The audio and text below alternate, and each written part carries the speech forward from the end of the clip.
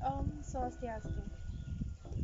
Perkenalkan, nama saya Nini Putu Anggis Sulistiawati, Prodi PGSD semester 2, NPM 204010. Nama saya Melipune, NPM 204029, Prodi PGSD semester 2. Nama saya Maria Yulita Dope, NPM 204018, dari Prodi PGSD semester 2. Perkenalkan, nama saya Charlotta Puliseta, NPM 204004, Prodi PGSD semester 2. Baik, kami dari kelompok 7 akan mempresentasikan tugas UTS yang kami buat tentang mendidik anak pada era digital.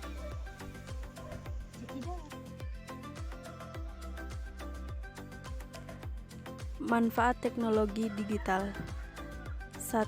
Sumber informasi. 2. Membangun kreativitas. 3. Komunikasi. 4. Pembelajaran jarak jauh. 5. Jejaring sosial. 6. Mendorong pertumbuhan usaha.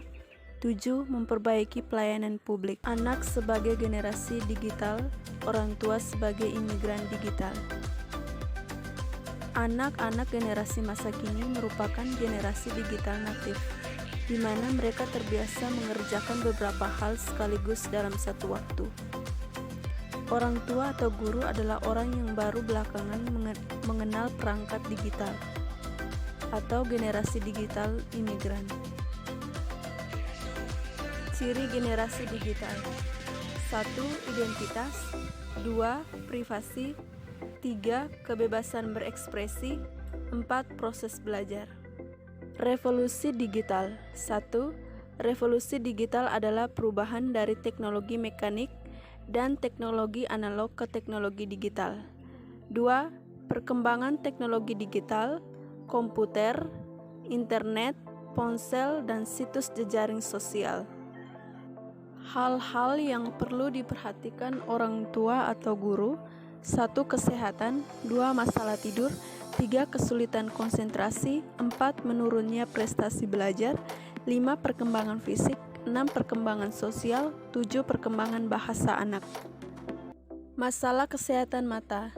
Paparan yang berlebihan pada penggunaan HP dapat memicu penglihatan yang buruk, dan hal ini dapat menyebabkan masalah kesehatan mata pada anak.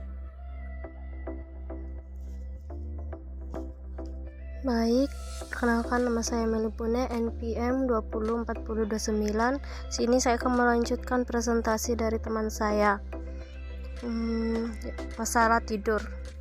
Anak mengalami kesulitan tidur dikarenakan lamanya melihat layar digital, dampak isi media digital. Jadi karena terlalu lama melihat layar digital dan isi dari media digital tersebut bisa menyebabkan anak sulit untuk tidur. Kemudian konsentrasi atau susah konsentrasi. Penggunaan digital memiliki efek pada keterampilan mengubah perhatian anak sehingga bisa meningkatkan perilaku yang terlalu aktif dan anak akan susah konsentrasi.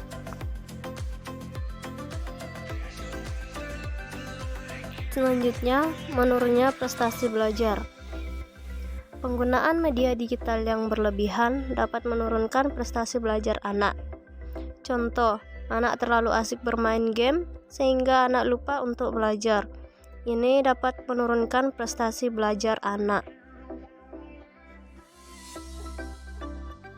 Kemudian, masalah perkembangan fisik. Anak sering menahan lapar, haus, dan keinginan buang air.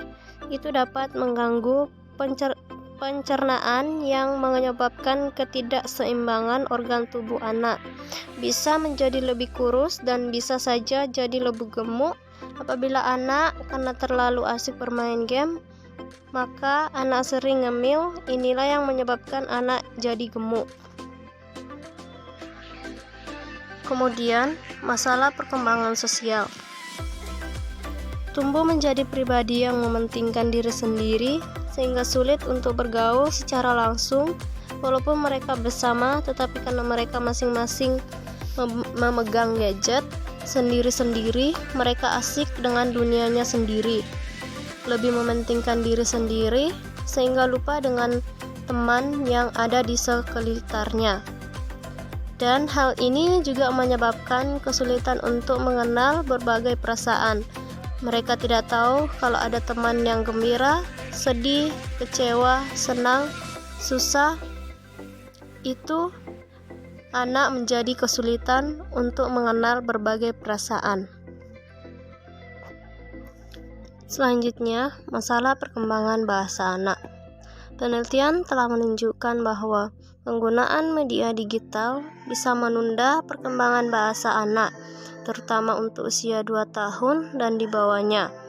Sebagian besar anak terlambat bicara adalah kurangnya latihan, lebih banyak bermain game sendiri, terlalu pasif, dan terlalu banyak nonton TV atau bermain game, sehingga perkembangan bahasa anak mengalami kemunduran atau sedikit terhambat. Baik, perkenalkan, nama saya Nilo Putanggi Sulistiawati, NPM 204010. Saya akan melanjutkan presentasi dari teman saya. Pendampingan generasi digital. Seperti yang dibilang oleh Ali bin Abi Thalib, didiklah anak-anakmu sesuai dengan zamannya, karena mereka hidup bukan di zamannya. Pendampingan orang tua dalam tumbuh kembang anak merupakan hal yang sangat penting, karena berdasarkan kasus yang ada, sebagian besar penyebab anak terlambat bicara adalah kurangnya latihan, lebih banyak bermain sendiri, terlalu pasif, terlalu banyak menonton TV. Dampingi anak dengan baik dan bijaksana, dengan mengarahkan menggunakan perangkat dan media digital dengan jelas, serta atur porsi anak dalam menggunakan media digital dengan kegiatan aktif, dan pinjamkan anak perangkat digital sesuai keperluan hingga pilihkan program atau aplikasi positif yang akan anak lihat di media digital. Lanjut, tingkatkan pengetahuan orang tua mengenai media digital. Sulit untuk menetapkan peraturan bila Anda tidak mengerti apa itu media online seperti website ataupun blog atau bagaimana cara menggunakan Twitter atau Facebook. Oleh karena itu, setiap hari luangkanlah waktu untuk mengontrol dan melihat-lihat situs website yang pernah dikunjungi anak kita. Selanjutnya, telusuri aktivitas anak di dunia maya. Anda dapat memonitor situs web yang pernah dikunjungi dan pastikan anak-anak tidak mengunjungi situs yang tidak sesuai dengan usia. Saat ini telah terdapat program piranti lunak penyaring atau web filtering yang dapat membantu orang tua dalam melakukan scan ataupun memblok alamat website yang mengandung fitur yang tidak sesuai dengan perkembangan anak. Selanjutnya, sepakati waktu penggunaan media digital. Di sini kita harus bijak dalam mendisiplinkan waktu anak pada saat waktu di dunia maya dan waktu di dunia nyata, agar seimbang dan dapat berkumpul dengan keluarga sehingga si anak tidak berketergantungan dengan media digital. Selanjutnya, gunakan perangkat digital sebagai media belajar bagi anak. Pinjamkan anak perangkat digital seperti iPod, telepon pintar, dan komputer agar mereka bisa belajar mengendalikan diri dan belajar menggunakannya bersama keluarga. Orang tua perlu mengidentifikasi program atau aplikasi yang memiliki edukasi dan memberikan dampak positif bagi pertumbuhan anak. Orang tua perlu mendampingi dan berinteraksi dengan anak selama penggunaan media digital, serta dampingi selalu anak saat berselancar ke media massa dan gunakan satu perangkat digital pada kesempatan yang sama sebagai aktivitas keluarga. Saya akan melanjutkan materi dari teman saya. Sebelumnya, perkenalkan, nama saya Charlotta Pulusteta, NPM 204004. Materi yang akan bahas ini yaitu berteman dengan anak di media sosial. Di zaman sekarang yang sudah serba canggih ini, media sosial merupakan salah satu hal yang sangat biasa tidak hanya bagi orang dewasa. Kini media sosial juga mulai digandrungi oleh para anak-anak. Kemudahan untuk mengakses media sosial bagi anak-anak ini harus diawasi terutama oleh orang tua agar anak-anak tidak sampai lewati batas. Salah satu cara untuk menjaga anak-anak dari pengaruh buruk media sosial adalah berteman dengan anak di media sosial. Mengingatkan anak mengenai etika menggunakan media sosial. Ada beberapa hal yang dilakukan untuk mengingatkan anak. Yang pertama yaitu etika dalam berkomunikasi. Dalam melakukan komunikasi antar sesama bisnis jaringan sosial, biasanya kita memerlukan etika dalam berkomunikasi. Sangat banyak kita temukan kata-kata kasar yang muncul dalam percakapan antara sesama di jaringan sosial, baik itu secara sengaja ataupun tidak sengaja.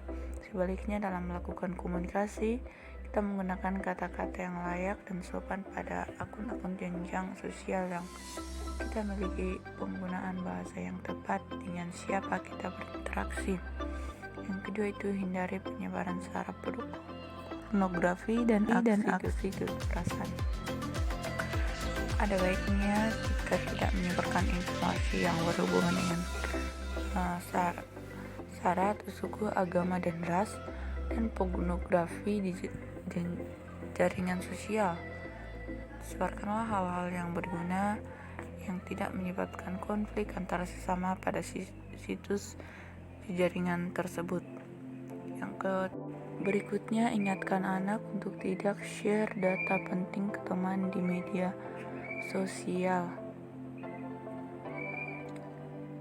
Anak harus berhati-hati dalam membagikan informasi apapun yang dibagikan, baik itu data pribadi, foto, tulisan, akan memiliki jejak digital yang tidak bisa dihapus.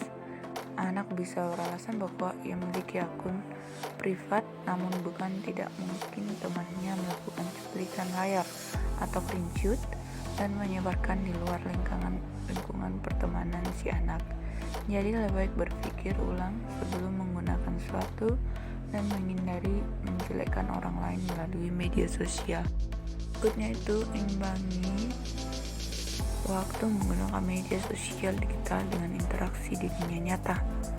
Orang tua dapat memberikan gambaran paparan media digital dengan mengenalkan pengalaman di dunia nyata seperti kegiatan di luar ruangan, olahraga, kesenian, membaca interaktif, musik, dan gerakan permainan tradisional.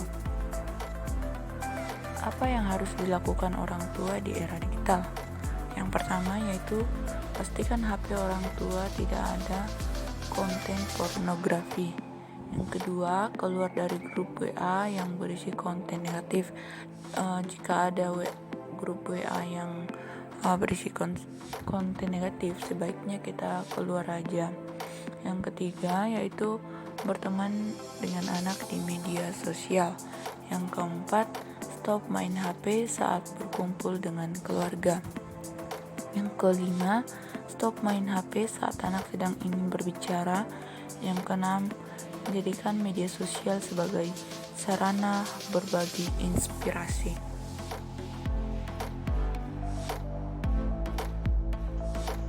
Sekian dari kami ucapkan terima kasih. Om Santi Santi Santi Om.